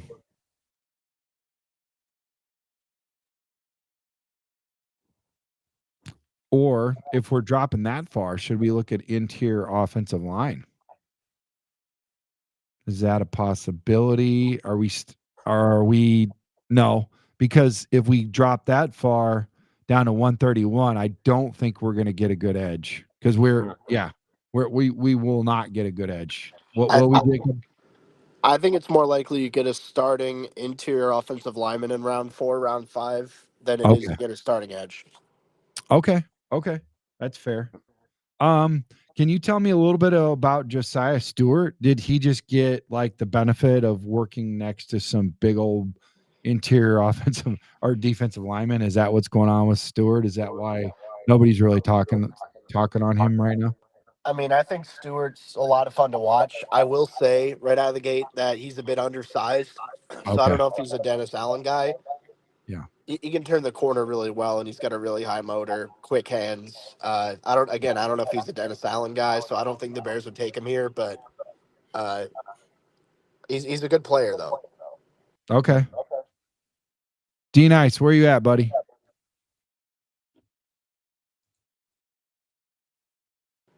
Is he not in here? Yeah, I don't see him. Something happened. Okay. Well, you picked a fine time to drop out. No, just kidding. Let's make the decision for him, guys. Hurry up before he gets back. No.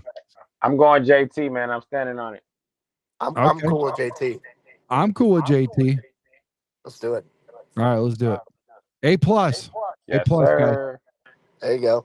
And that's probably, do you feel like this would take into consideration the scheme fit, or is that probably asking too much of NFL Mock Draft Database Simulator? I feel like that's probably asking too much. I think it's more just a value thing, honestly. Yeah. Okay.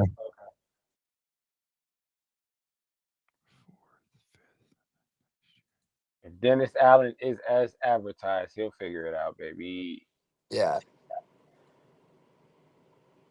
Man, there's a lot of ads on this thing, dude. Wow. Yeah. Looking like crazy, brother. I'll be honest with you guys. If I could keep it a buck, Will Howard's available at 101. Oh, wow. Get him, bro. There's we no more don't discussion. have a Get backup. Will Howard, bro. I'm sorry. And we don't have a backup quarterback like we already do. Will Howard, I'm running to the podium and getting him. Oh, absolutely. I'm sorry. Without a doubt, man. I don't even need to see anything else. Yeah. But we do have a backup quarterback, and we have a lot of needs. So, all right. Yeah. I know you're a big time it's not. That's not the issue, man. So, what about this Jeffrey Bossa at linebacker? Is that too early to look at linebacker, or? And then there's definitely need LBs. Samel Mondin from Georgia. What do those two guys look like over there, Jacob? Yeah, so I like the linebacker value here, honestly, and I agree. I think it's something you can look into here. Yeah, you need a linebacker 3 who can step into that Sanborn role. I mean, it's not a full-time starter, but it's still someone who's playing a role. Yeah. I do like, if I had to pick, I'd pick Bossa between the two. I think he's a little bigger, a little stronger. Did I see Chris Paul Jr.'s available? Chris Paul Jr. You talking about basketball? Yeah. What No. are we doing? I'm sorry. I think he's up a little bit. Up a little bit? Okay, sorry about that, buddy. Oh yeah, there you go. Ole Miss linebacker, Mississippi. See, I think that's a guy I'd take here. I think he's got the movement skills. He's relentless getting to the ball, good angles and pursuit.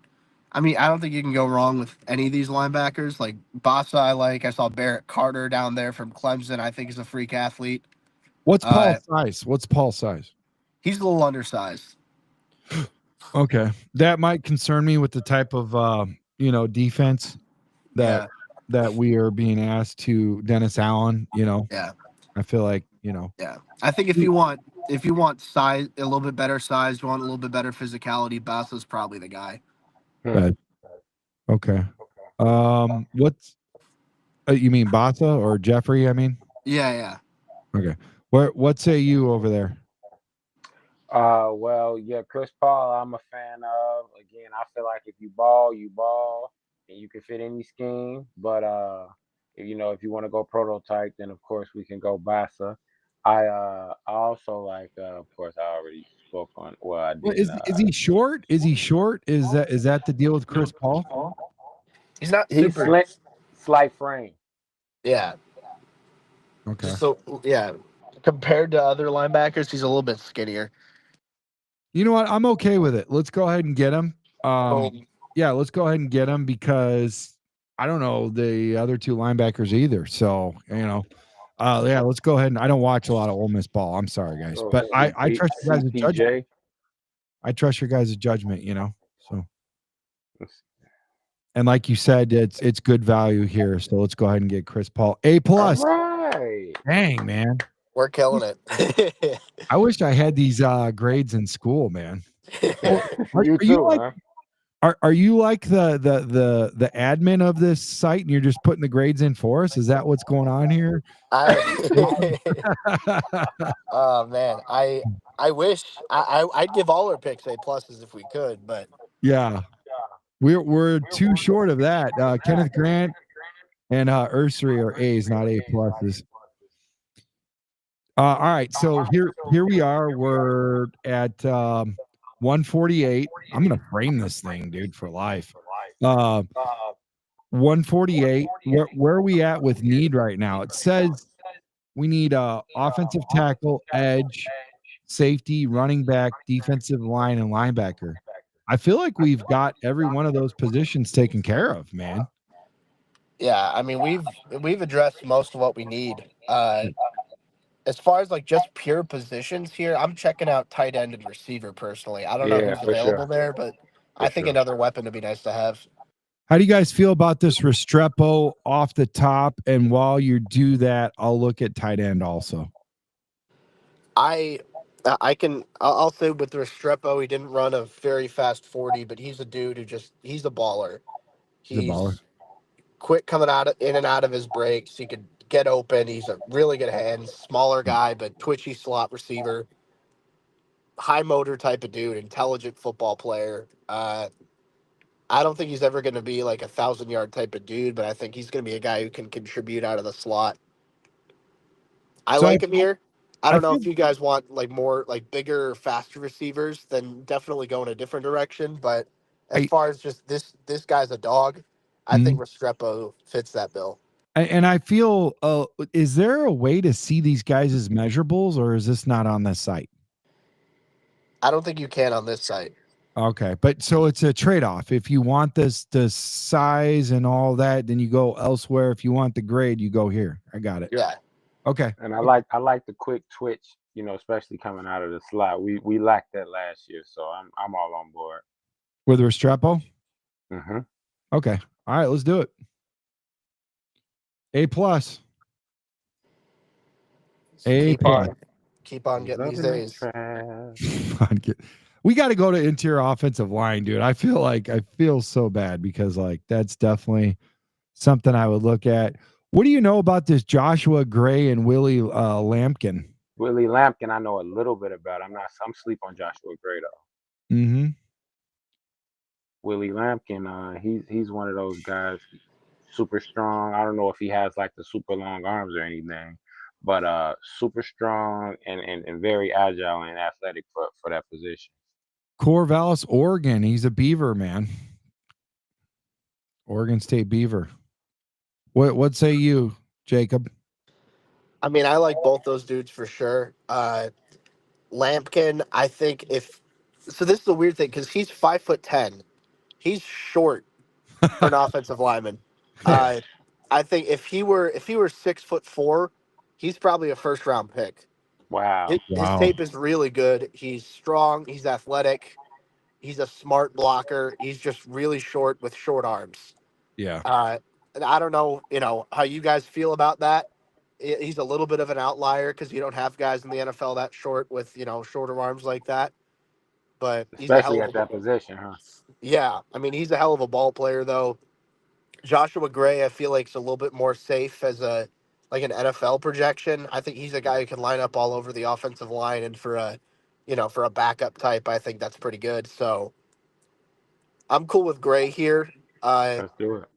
I got a soft spot in my heart for Lampkin for sure, but I think I've got Gray a little higher. Let's get it, man. Gray is the man. Then we need it. We need it. Where are you at? You're good with Gray, Joshua Gray? Okay, let's do it. Joshua Gray. A+. You guys are geniuses. Geniuses. What about this Luke Newman? I mean, I know it's later in 301, but I always try to look at these Michigan State guys. Jim Miller's training me for this, Oh, yeah. I mean, we still got Lampkin. I'm not mad at getting him. Hey, dude, he could be a fullback too, right? Won't fumble the ball at the goal line. No, stop. Yeah. Just use him as a lead blocker. Use him as a lead blocker for Jeanty, right up the middle. That's what I was thinking. I'd be cool. I'd be cool with that. Yeah. I mean, dude, we're at 2 freaking whatever it was. Like, really? Like, we should just get him. We should just get him. Yeah. All right. You game with that? Let's get it. All right. Wait. Yeah, we got our receiver, so we're good. Whoa. Wait up. Because we got Jacob, we got to ask him. Anybody in the building at tight end that you like that jumps out at you this freaking late in the game? Is there anybody worth anything here? I don't know. I see some dudes in there who could be solid. I think my top dude would either be. I'm trying to think about the. So I don't have my order in front of me right now. You got Jalen Conyers, Texas Tech, CJ Dupree, Alabama, Caden Preekshorn, Mississippi, Robbie Oots, Alabama, Brant Kuth at Utah. Those guys. I know the Bears brought in Jalen Conyers for a top 30 visit. So. Oh yeah, you're right. And guess what? That's a suggestion for us to go get. Yeah. Are you good I with mean, that? he's a physical type of tight end. He can block well, solid hands, good in the red zone. Mm-hmm. He's strictly an inline guy to me. I don't think he's going to be the type of dude who's going to get open out wide or anything. But Yeah. in the 7th round, I think that's good to get a backup tight end who can block a little bit. Yeah. You good with that? Let's go, Nez. Let's go. All right. A+. Oh Man, my gosh, look at that, dude! Loading draft results. Oh my gosh. Hey, my phone's just ringing.